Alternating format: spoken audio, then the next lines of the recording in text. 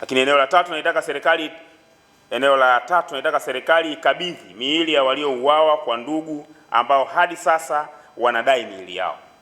Inafahamika kwamba katikati ya matukio haya kuna watu mpaka leo hawajakabidhiwa miili ya ndugu zao.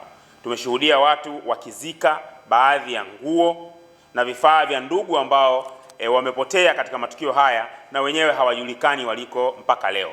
Kwa kuwa kila aliyeuawa alikusanywa na vikosi vya ulinzi na usalama mahali kote, na serikali hata mara moja haijawahi kudinai kwamba vyombo vyake ndio vilikusanya maiti za watu waliouawa huko mtaani, inao wajibu wa kurejesha miili ya hawa ndugu, miili ya watu waliouawa, ili familia zao ziweze kuwapa heshima ya mwisho au kutoa ufafanuzi unaoeleweka kwamba miili yao iko wapi.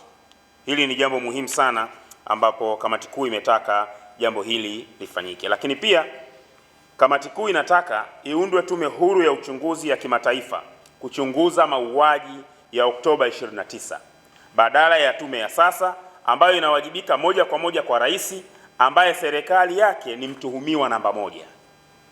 Katika matukio haya ya mauaji, serikali ni sehemu ya watuhumiwa. Kwa vyovyote vile, serikali kujiundia tume yenyewe alafu kisha ikaja kusema kwa namna gani, na serikali yenyewe imeshatoa maelezo mengi sana.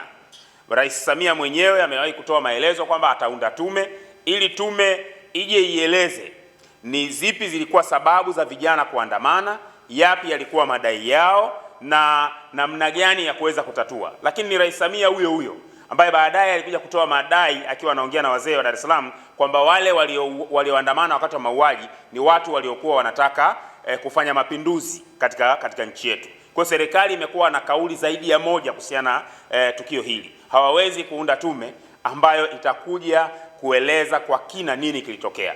Kamati kuu inataka suala la kuundwa kwa tume huru, tume ambayo inaongozwa na vyombo vya kimataifa, isiyowajibika moja kwa moja kwa serikali, ni swala muhimu sana ili kulileta taifa pamoja na kuaminika yale yatakayokuja kama ni matokeo ya uchunguzi, kuliko kuwa na tume ambayo matokeo yakitoka hakuna atakayeamini zaidi ya serikali yenyewe ambayo mpaka sasa inayo majibu ya hata yale maswali ambayo yamekabidhiwa kwa tume kwenda